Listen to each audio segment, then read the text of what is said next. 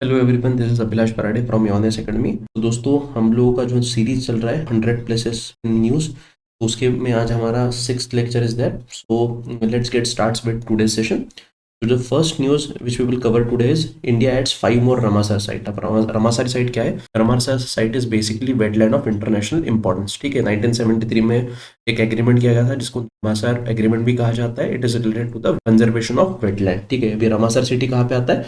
ये ईरान का एक सिटी है। ईरान, इस सिटी के नाम से ऊपर से ही क्या दिया गया, रामासर कन्वेंशन करके भी इसको बोला जाता है। इंडिया में और 5 मोर रामासर साइट्स ऐड की गई है। कुल मिला के अभी जो रामासर साइट है वो 54 हो चुकी है। अब न्यूज में क्यों है? India designated 5 new wetlands of international importance. ठीक है, अब कौन से 5 नए वेटलैंड है, इस पे भी जनरली यूपीएससी सवाल पूछ सकती है आने वाले प्रीलिम्स एग्जामिनेशन में। तो पहला है करिकिली बर्ड सेंचुरी, दूसरा है पल्लीकरनई मार्श रिजर्व फॉरेस्ट, तीसरा है पिचावरम मैंग्रोव। सो ये these 3 locations are located in Tamil Nadu. ठीक है, और बाकी के जो 2 है, एक सख्य सागर इन मध्य प्रदेश और दूसरा पाला वेटलैंड्स इन मिजोरम। ठीक है, तो ये कुल मिला के these 5 new wetlands of international importance has been added in India tally of Ramsar sites. ठीक है, तो कुल मिला के टैली कितनी हो गई है? 54 टैली हो गई है। ठीक है, दिस इज पिचावरम मैंग्रोव, सख्य सागर, ठीक है, पलीकरनी मार्श, पाला wetland and Karikili bird sanctuary. उसके बाद वाटर वेटलैंड्स। अब wetland is a distinct ecosystem that is flooded by water either permanently और सीजनली। इवन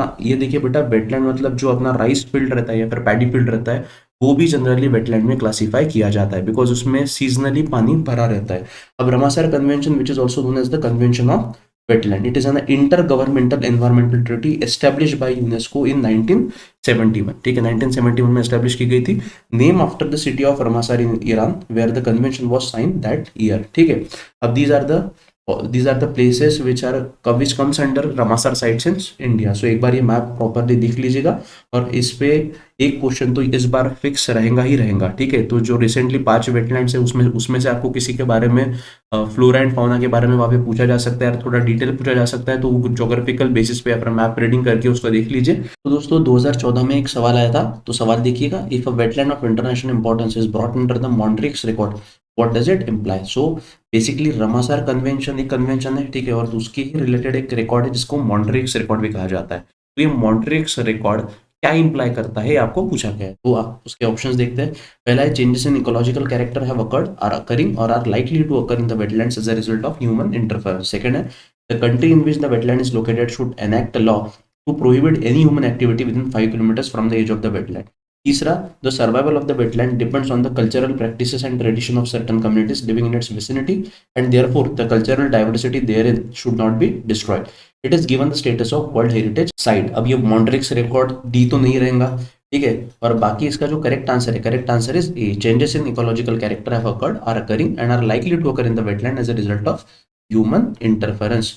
ठीक है, देखिए बेटा, ये वेटलैंड रिलेटेड जो भी कन्वेंशन है, जो भी रिकॉर्ड है, ये 2 ही है जनरली, रामासर कन्वेंशन एक है और मॉन्ट्रिक्स रिकॉर्ड है। ठीक है, बेसिक लेवल के नॉलेज पे सवाल पूछा गया था और एकदम इजी सवाल था। ठीक है, तो इसका करेक्ट आंसर इज ए। और दूसरी बात, जो 2 फरवरी है, 2 फेब को वर्ल्ड वेटलैंड डे भी डिक्लेयर किया गया है, तो आपको एक आध जो स्टेटमेंट है वो इस पे भी दिया जा सकता है। The second place in news is Arittapatti biodiversity heritage site. ठीक है, अब न्यूज में क्यों है? Recently the Tamil Nadu government issued a notification declaring Arittapatti in Melur block Madurai district biodiversity heritage site. अब ये अरिटापट्टी के बारे में थोड़ी जानकारी लेते हैं। Arittapatti village is rich in ecological and historical significance. It houses around 250 species of birds including 3 important raptors birds of prey, namely कौन से laggar falcon, shaheen falcon and Bonelli's eagle. ठीक है, तो ये 3 जो बर्ड स्पीसीज है, ये कहाँ पे पाए जाते हैं? अरिटापट्टी में पाए जाते हैं। It is also home to a wildlife such as Indian pangolin, slender loris and pythons.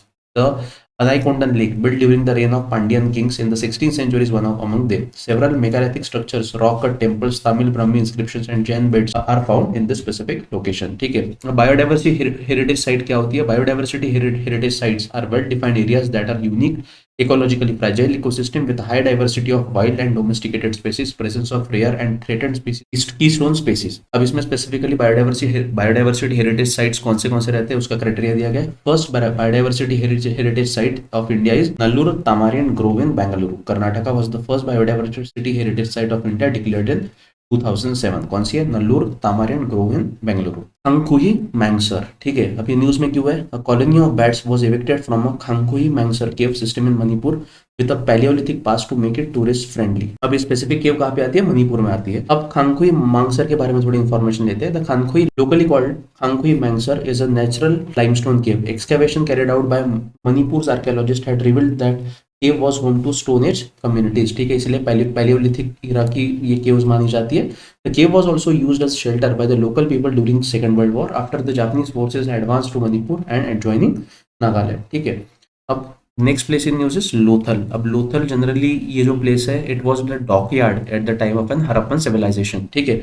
अब चर्चा में क्यों है? Oldest dock in the world to get heritage complex status, ठीक है। यहाँ पे देखते हैं वेयर इज लोथल लोकेटेड। अब right now Lothal is located in the state of an Gujarat, ठीक है। देखिए, जब हड़प्पन सिविलाइजेशन के बारे में एक्सकेवेशन हो रहे थे तो ऐसा माना जा रहा था कि Harappan civilization is only limited to specific this region, ठीक है। तो बट जैसे जैसे एक्सकेवेशन नीचे चलते गया, वैसे वैसे ये पाया गया कि गुजरात और इवन नॉर्दर्न महाराष्ट्र का कुछ रीजन है, वहां तक हड़प्पन सिविलाइजेशन एक्सटेंडेड थी। तो उसमें ये लोथल जो डॉकयार्ड है वहां पे मिला। इवन अगर आपने एनसीईआरटी का जो रेड बुक है ये भी अगर आपने प्रॉपरली पढ़ा होगा तो उसमें लोथल के बारे में वहां पे जिक्र किया गया है। Lothal was one of the southern most sites of the Indus valley civilisation located in the Bhal region of what is now the state of Gujarat.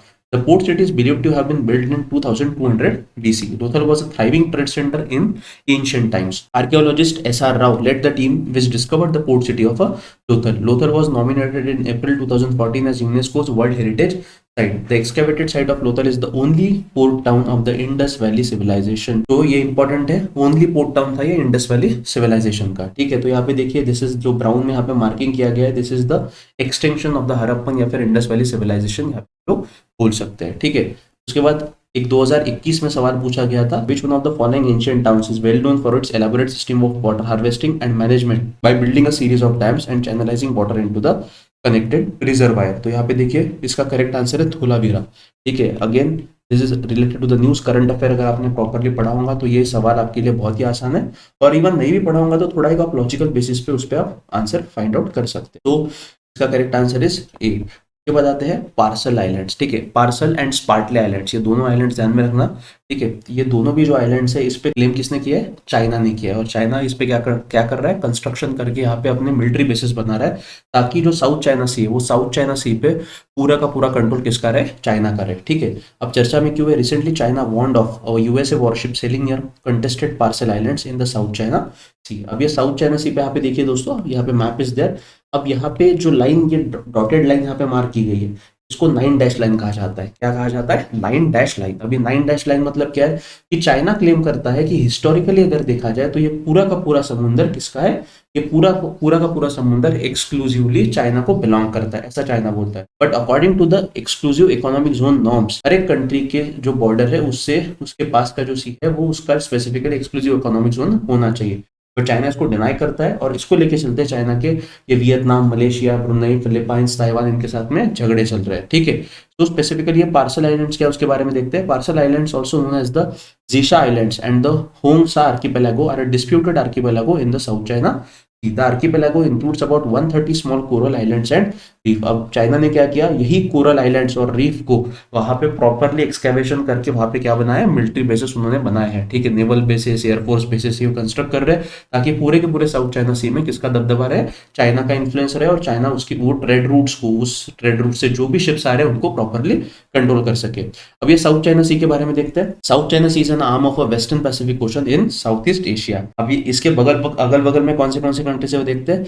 It is south of China, east and south of Vietnam, west of Philippines and north of the island of Borneo, ठीक है। It is connected by Taiwan strait with the East China sea and Luzon strait with the Philippine sea, ठीक है। Just आप यहाँ पे map अगर properly देखते हो तो इसलिए map reading is very much important. अगर आपको ये स्पेसिफिकली मैप रीडिंग पे कम से कम 2 से 3 सवाल तो आते ही है, तो ऐसे कंडीशन में अगर आपने प्रॉपरली मैप रीडिंग किया तो आप ऐसे सवाल आप आसानी से फाइंड आउट वहां पे कर सकते हो। This is the basically straight of Malacca, this is Sunda straight, ठीक है। तो ये ध्यान में रखिएगा, इस पे भी जनरली सवाल पूछा गया है। This is gulf of Thailand. तो ये सारी चीजें जो है, या अगर आपने प्रॉपरली पढ़ी तो भी more than sufficient. And this is Borneo island. अब ये बोर्नियो आइलैंड की खासियत ऐसी है कि इसमें 3 कंट्रीज आर लोकेटेड, एक इंडोनेशिया, एक मलेशिया और दूसरा ब्रुनई, ठीक है। तो these 3 countries are located on a single island that is Borneo. तो दोस्तों इस वीडियो में इतना ही। अगर आपको वीडियो पसंद आया तो लाइक कीजिए, शेयर कीजिए और चैनल को सब्सक्राइब करना मत भूलिए। Thank you very much.